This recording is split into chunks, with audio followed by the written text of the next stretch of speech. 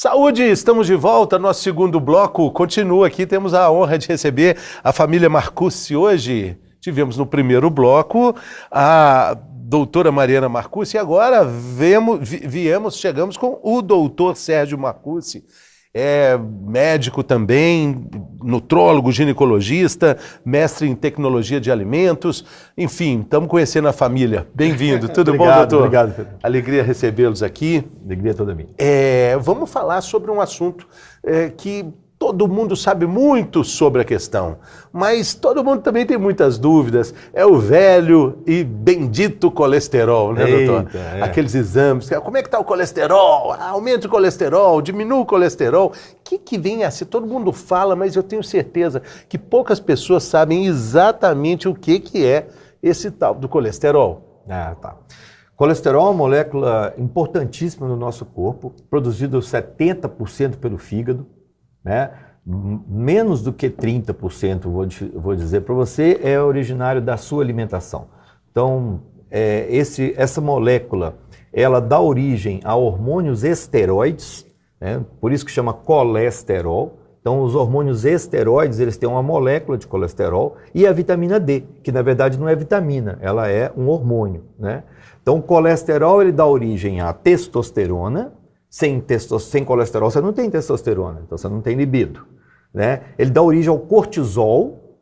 Então, o cortisol é o hormônio do estresse, produzido pela glândula suprarrenal. Do estresse, mas também da atividade, né? Do entusiasmo, do bom dia, vida, né? Bom dia, bem, exatamente. Né? Se não tiver pico de colesterol, de cortisol pela manhã, você está no bico do urubu, né?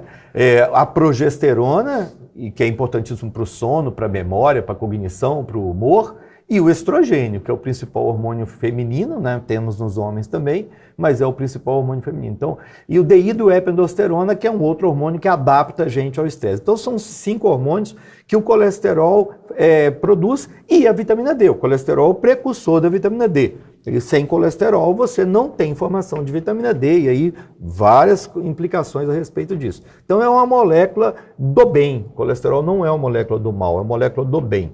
Né? Todavia, é um indivíduo que foi encontrado ali na cena do crime e colocaram a culpa nele, porque não tinha outro naquela época. Foi você! Né? Foi você que produziu o infarto, né? E naquela época nós não tínhamos outro indivíduo para culpar. Foi você que entupiu as artérias, atrapalhou o caminho do sangue. Exatamente. Por que ele pegou essa fama toda? Ele pegou essa fama, começou isso aí bem lá atrás, 1940, 1946, vários estudos, mas um mais famoso foi o estudo Fleming, né, que verificou a presença dessa molécula do colesterol, e naquela época a gente não tinha tecnologia que a gente tem hoje de conseguir dividir o colesterol, né, em colesterol bom, colesterol ruim, colesterol oxidado, não oxidado, né? A gente só tinha, o estudo foi feito em cima do colesterol, e verificaram, então, criaram a teoria lipídica. Então, isso aí é uma teoria lipídica que foi criado lá atrás, e vieram com essa teoria com o aval da grande mídia, o aval da imprensa, o aval das pessoas e a indústria também, vários interesses econômicos ali envolvidos, e vieram carregando essa indústria, essa teoria do lipídio como se fosse a teoria responsável pelo entupimento das artérias. Né? Lembrando que em 1900 a gente não tinha infarto, né? Infarto não existia em 1930 começou ali os infartos, e a partir daí do advento do colesterol como molécula maligna, o número de infartos foi aumentando, e com o advento da gordura hidrogenada, das gorduras trans, aí sim, na década de 70, é que houve maior interesse em estudar essa questão da arteriosclerose, do infarto, e o colesterol foi colocado em evidência como se fosse o causador disso. Mas hoje a gente sabe que o causador do infarto, na verdade, é a inflamação, né? A inflamação é o grande vilão do infarto. A gente tem inflamação, o endotélio, a oxidação e o colesterol. Esses são os 4 elementos envolvidos no infarto e no entupimento das artérias. Quando a gente fala em infarto, Na verdade, nós estamos falando de doenças endoteliais, né? A gente fala de paciente arterial, paciente que tem uma doença endotelial. Então, o infarto, o AVC é semelhante à fisiopatologia, né? E o colesterol, então, é um dos fatores, mas ele não é o fator, de longe, assim, o fator mais importante. O fator desencadeante de tudo é a inflamação. Essa inflamação. Que vai causar também obesidade, que vai estar junto com um tanto de outras coisas deletérias, né? Mas quando a gente fala do colesterol bom, colesterol ruim, sempre vem aquela imagem, e um dia meu querido amigo doutor Calil, doutor Roberto Calil, a gente fez um programa lá na TV Globo, ele pegou um caminhãozinho, aí tinha um rio, pegou um caminhãozinho desse caminhão de areia e escreveu no caminhãozinho lá, LDL, aí falou, esse caminhãozinho vai jogar areia no rio, e vai deixar o rio mais grosso, mais encorpado, e vai correr dificilmente. Agora vem outro caminhãozinho, com uma pá que está escrito HDL e vai tirar tudo que o caminhãozinho lixeiro deixou lá, né? Exatamente. Faz sentido isso? Faz todo sentido. O HDL é a molécula que retira o excesso de colesterol que está ali circulando, e o LDL, na verdade, existem dois LDL. Existe o LDL-A e o B. Então, o LDL-A, ele é bonzinho, que ele é como se fosse um algodão, ou seja, ele não vai grudar nas artérias, ele não vai furar as artérias, ele não vai causar nada, é fofo. E o LDL-B, que é o LDL, que é como se fosse uma balinha de espingarda. Ele sim vai furar e vai penetrar ali dentro. Onde ele bate, não nasce pelo mais. Não nasce pelo mais, exatamente. Esse LDL que tem que ser dosado, sabe? Então, muitas das vezes a gente dosa só o colesterol total e as frações simples, HDL, LDL, VLDL e o triglicérides, que é a lipidograma, mas quando a gente tem uma alteração, aí você parte para uma investigação um pouco mais detalhada e você dosa a lipoproteína A e a lipoproteína B. E essas relações é que são importantes. Então, a população tem como parâmetro ali aqueles valores de referência, né, que vem mudando desde 1960 para cá, mas o mais importante é uma relação, que aí anotem aí, a relação do triglicérides com HDL. Essa é o nosso padrão ouro, é a nossa relação ouro que a gente tem que preservar. Se você pegar seu triglicérides e dividir pelo seu HDL, tem que dar um número abaixo de 2,5. Se deu mais do que 2,5, ou seja, você está com risco aumentado. Essa é uma relação. Existem várias relações, mas essa é a mais importante. Interessante isso, porque esse exame, né, de sangue, ele é muito frio, ele é completamente impessoal. E a gente toma por base esses números para mudanças de hábito, enfim. Quando, na verdade, cada vez mais, né, doutora, a medicina caminha para ser mais personificada, né, personalista, individualizada, né? Então esses números acabam, até mesmo o IMC pode ser questionado, né? A gente pode falar assim, não, tudo bem, seu IMC indica uma obesidade, mas sua constituição, sua altura, apesar de ser mesmo um dos indicadores, mas outro dia a gente comentou isso. A gente tem que fugir desses números frios, né? Sim.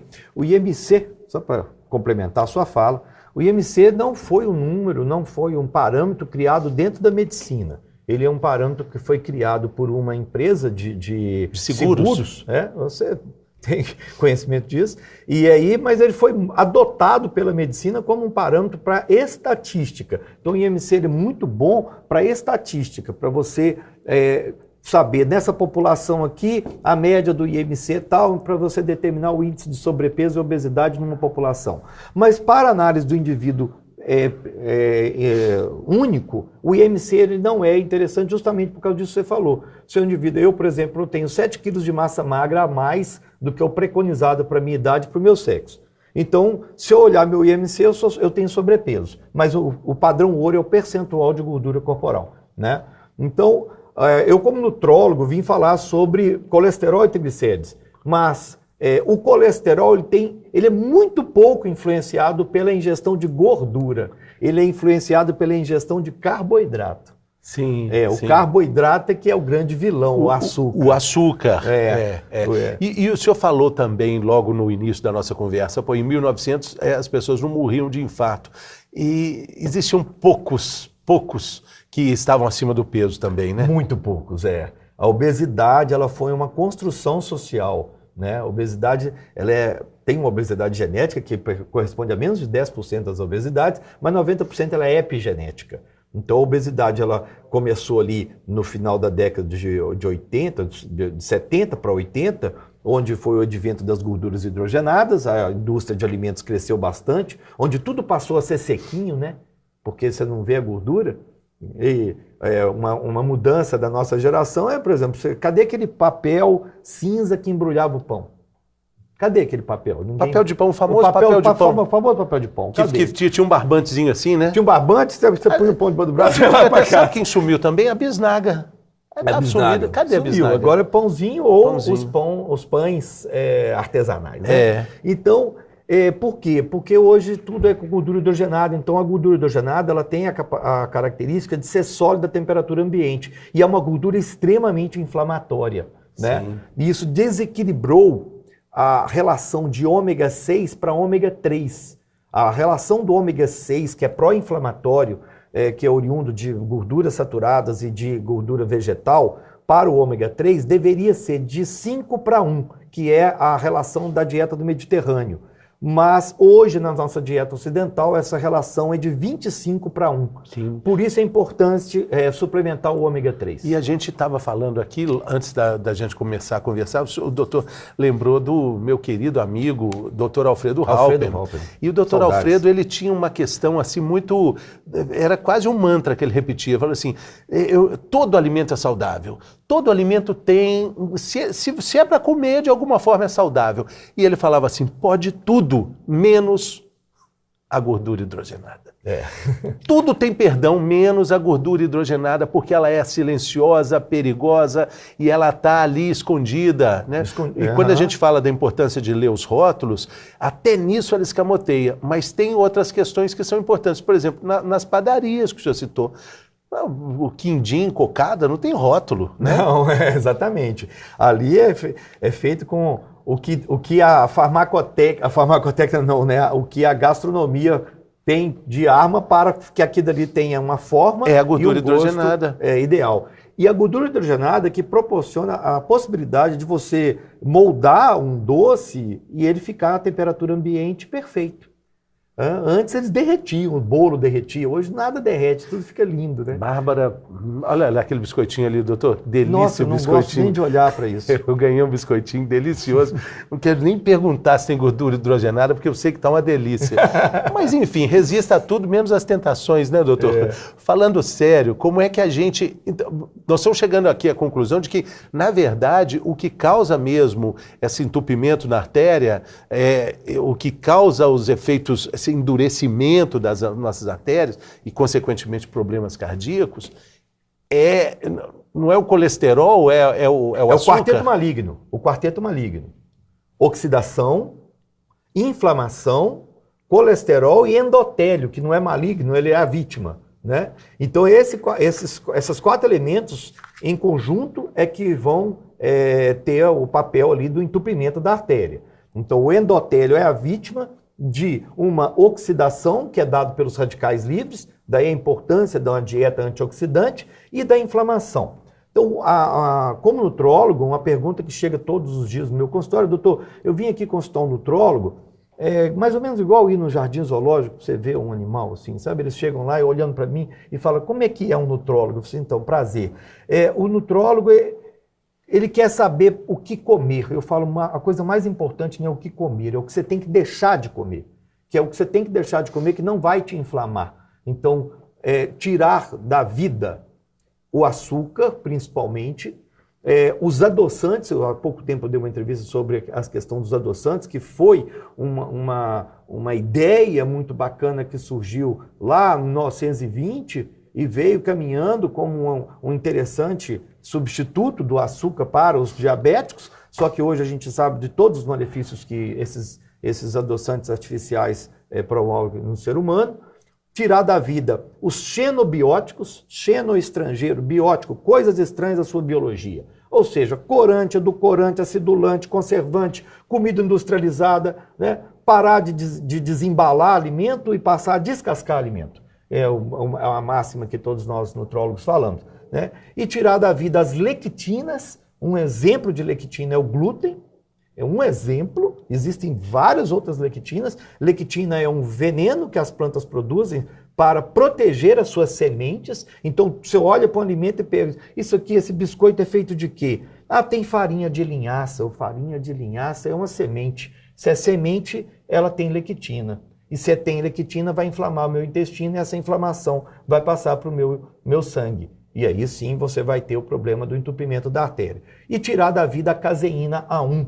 Só deixar a caseína A2, que é leite de búfala ou de cabra. Tentar tirar o leite comum. Doutor, então, eu sou paciente do senhor, chego lá e falo assim, doutor, muito obrigado, estou indo morar em cima de um pé de manga lá em Martim Campos, sim, Martim lá Campos. Em Bitira. Manga orgânica. O que eu vou fazer da vida? Só dá em novembro a manga. Doutor, mas no meio eu vou ficar levitando. O que eu vou fazer? Como é que a pessoa vai viver sem comer nada disso que o senhor falou? Repete comigo aqui, ó. Carne, queijo, ovos, verduras e legumes. Carne, queijo, ovos, verduras e legumes. É um mantra. Você fala isso até, você decora isso, você olha para o alimento, é carne, queijo, ovo, verdura e legume, eu como. Não é, não coma. Agora, óbvio, existem exceções? Claro que existem exceções.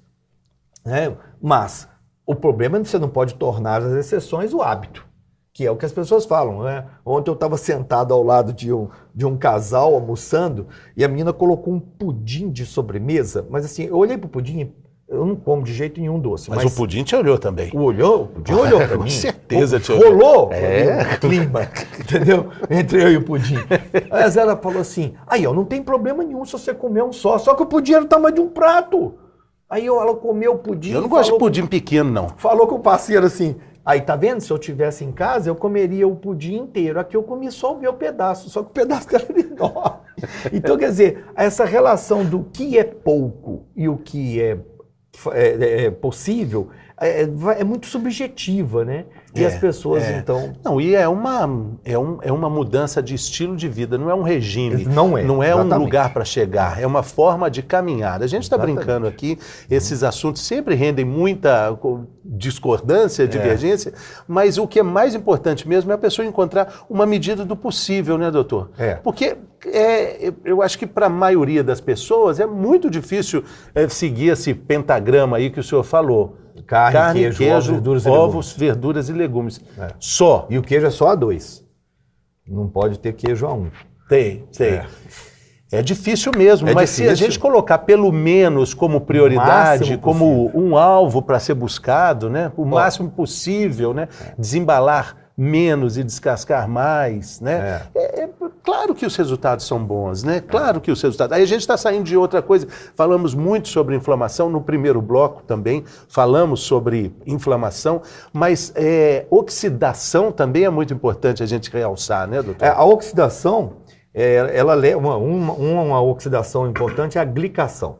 A glicação é o principal reação química do corpo que torna o LDL oxidativo, que é o LDL ruim, que vai oxidar a parede das artérias, né? Então, a oxidação começou lá em 1956, com Linus Pauling, que ganhou o Prêmio Nobel de Medicina em 77, com a teoria dos radicais livres. Essa teoria dos radicais livres, ela deu origem atrás à medicina ortomolecular. Dali que nós começamos a ver a importância de usar antioxidantes. Então, o antioxidante, ele tem que passar por dentro da gente, a cada 2 horas você tem que usar um antioxidante. As pessoas falam assim, eu vou tomar de manhã cedo aqui, com a enzima Q10, vitamina C, glutationácido, alfa-lipóico, um monte de antioxidante. Eu falo, não, calma, divide eles durante o dia. Tem uma alimentação antioxidante também, um suco detox, já ok, aí passando um suco detox. Então, o antioxidante é um indivíduo que passa com a plaquinha, ele fala assim, recebemos radicais livres. Temos vagas para radicais livres. E ele passa pelo seu intestino varrendo esses radicais livres do seu corpo. Então, uma vitamina C, ela é um antioxidante porque ela recebe um radical livre e se oxida. Isso a gente consegue ver, por exemplo, quando você corta uma maçã e deixa lá em cima da sua bancada lá uma maçã, ela fica preta. O que é aquilo? Uma oxidação. Se você pegar umas gotinhas de limão e jogar na maçã, ela não se oxida. Por quê? Porque a vitamina C do suco de limão se oxida no lugar do ácido málico da maçã, né? Então, daí ela mantém as características, ela não desnatura, ela não perde a sua natureza. Sim, né? sim. E nessa luta, essa combinação que pode parecer um pouco complicada, depois a pessoa, o ideal é que ela internalize isso, né? Na verdade é com hábitos saudáveis, né? Hábitos saudáveis, é isso aí. Eu nunca prescrevi uma dieta para um paciente meu, assim. Doutor, qual dieta que o senhor usa? Eu falei assim, eu não uso dieta. Você pode, assim, você pode ter como linhas gerais uma dieta do Mediterrâneo contemporizada com uma dieta low carb, porque a dieta do Mediterrâneo é impossível você fazer na nossa atualidade. Então a dieta low carb ela é uma dieta que se aproxima ali da dieta do Mediterrâneo dentro do nosso contexto atual, né? Mas o que mais importante tratar, isso eu aprendi na Faculdade de Direito, Fernando, é você tratar a casa do indivíduo. Tem pouquíssimo valor você tratar a pessoa que está na sua frente, porque essa pessoa está inserida dentro de uma casa. Então, a continuidade, a adesão ao tratamento, uma dieta verdadeiramente saudável, hábito saudável, depende da sua casa. Então, não faz sentido se você tem um infarto, um AVC, uma doença crônica não transmissível, que é o que mata 65% da população, e você quer se proteger contra isso, você ter na sua casa um pote cheio de bis, um pote cheio de biscoito na sala, né? Balas na sala, então doce dentro da geladeira, você abre o armário, está cheio de biscoito. Então, essa patrulha tem que ser feita dentro de casa, tirar da frente dos olhos, né? O que os olhos não vê, o coração não sente. Então, as pessoas falam para mim, doutor, eu tenho muita vontade de comer doce. E o que eu faço?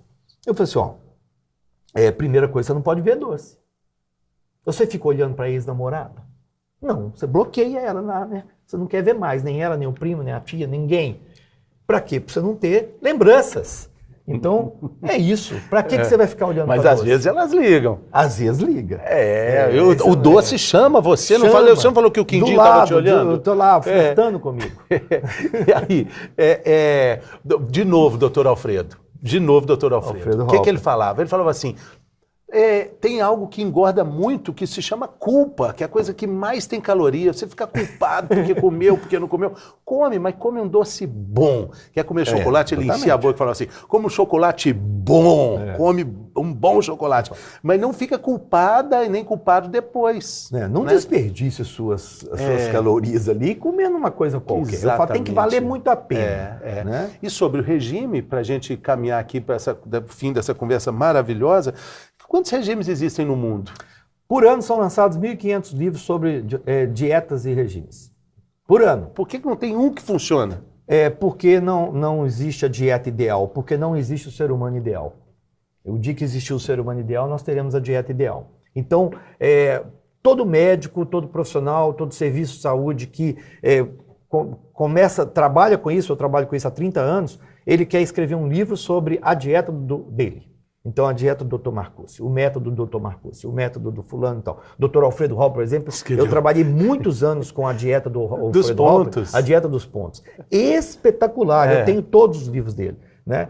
Muito boa teoria, né? Mas existem várias outras. Então, você tem a dieta do Dr. Dukan, eu já passei pela dieta do Atkins, já passei pela ração humana, já passei pela dieta de Beverly Hills, de Salt Beach, dieta do Mediterrâneo, Então, todas essas dietas, elas, se você... Dieta da lua. Dieta da lua. Sabe como é que é? A dieta da sopa. Dieta da lua pode comer tudo, menos a lua. Menos a lua. A da sopa, se deu sopa, você come. Entendeu? Então, se fosse boa, tinha uma que a pessoa pegava uma e Bíblia. Só tinha uma Bíblia. Uma Bíblia. Exatamente. Todas iam ficar submissas a uma única dieta que funcionava. Eu escrevo um livro há anos, chama Dieta da Bíblia. Eu vou buscando na Bíblia os pedaços que falam sobre alimentação, né, e comento a luz contemporânea por que aquelas frases. Né? Tem muita coisa interessante. Que interessante, doutor. Bom, é muito importante também a gente frisar, um novo olhar necessário sobre os exames de sangue, sobre as taxas de colesterol, triglicérides, HDL, enfim. Repense isso, né? Eu acho que o grande recado que fica aqui nessa nossa conversa é repensar. Procure um médico que saiba ter uma leitura mais humanizada desses números, dessa sopa de números e letras do seu exame de sangue, né? O exame de sangue ele tem que ser interpretado, mas não, um exame conversa com o outro. Então, quando você pega o indivíduo, você vai interpretar ali como que ele está bioquimicamente. Então, você vai, olha lá, um triglicérides alto conversa com uma insulina alta. Uma insulina alta conversa com uma hemoglobina glicada, que pode conversar ou não com a sua ferritina. Então, você analisando esse conjunto de dados que você tem na mão, você consegue identificar o risco que aquela pessoa está correndo de um infarto ou não. Porque se a pessoa está inflamada, tem um triglicérides alto, tem um HDL baixo, essa pessoa aí está correndo mais risco do que uma pessoa que simplesmente chega lá com colesterol um pouco mais alto, mas os outros parâmetros deles estão todos bons. Né? Então, a diferença é a interpretação, que vai muito além do que aqueles números. Até tantos anos, normal assim, até homens e mulheres, enfim. Essa eu acho que é a informação preciosa do programa hoje, doutor. Bom, quero te agradecer muito, doutor Sérgio Marcussi. Já tem um podcast também? Tem um podcast no meu canal de YouTube e no meu canal do Instagram. Fala aí, como é que a gente acha? Dr. Sérgio Marcussi no Instagram e Dr. Sérgio Marcussi no YouTube. No YouTube. E lá eu coloco as minhas aulas, o material mais complexo, e no Instagram... Pelo YouTube a gente chega nas plataformas de áudio do podcast também. E aí tem tudo isso aí que a gente conversou, tá tudo lá. Tem tudo isso e muito mais. Valeu, doutor. Muito obrigado, viu? Valeu, cara, obrigado. Obrigado pela oportunidade. Fim de semana toma uma cervejinha, não? Não. Não? Cerveja é incompatível com a vida. Feijoada? A feijoada só a carne. Só a carne? Feijão não como porque tem lectina. Tá bom, doutor. Vinho? O vinho, sim. Vinho é bom, vinho é bom. Tá bom então, gente. Muito obrigado pela sua companhia também. A gente fica por aqui, mas também volta por aqui. Até a próxima. Saúde!